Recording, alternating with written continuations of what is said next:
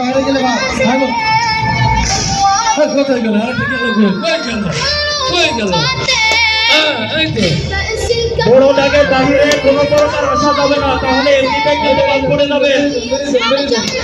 বড় দাগের বাইরে গেলে বাদ পড়ে যাবে। বড় দাগের বাহিরে বেরোলেই বাদ।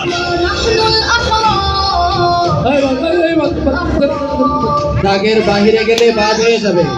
কারোর সব দিক খেয়াল রাখতে হবে, বেলুনও ফাটাতে হবে, দাগও খেয়াল করতে হবে, দাগের বাইরে যাওয়া যাবে না।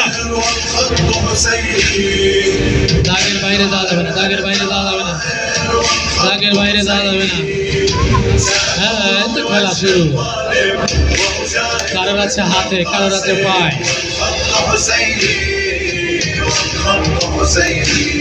পায়ে বেশি অসুবিধা। খেলেন খেলেন সবাই খেলেন চলেন।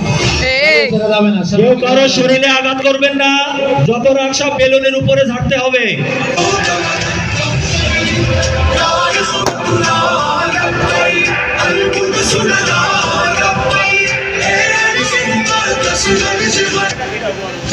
কেউ পালিয়ে বেড়ালে চলবে না, খেলতে হবে খেলতে হবে, শুধু পালিয়ে বেড়ালে হবে না।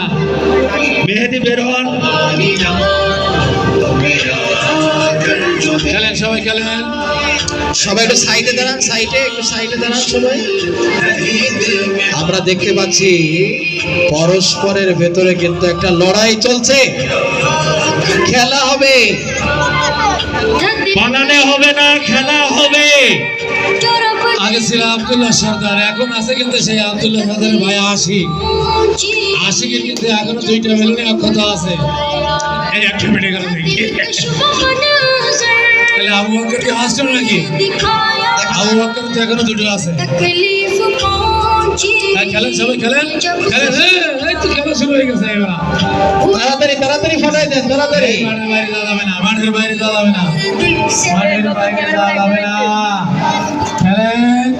এই গত বছর কিন্তু সেই খালিদার কিন্তু সেই আশিক এখনো আছে, এইবার কিন্তু দেখা যাবে। হ্যাঁ মাঠের বাইরে গেলে হবে না। মাঠের বেলুন মাঠের বাইরে ছেলে তার তাহলে বাদ হয়ে যাবে।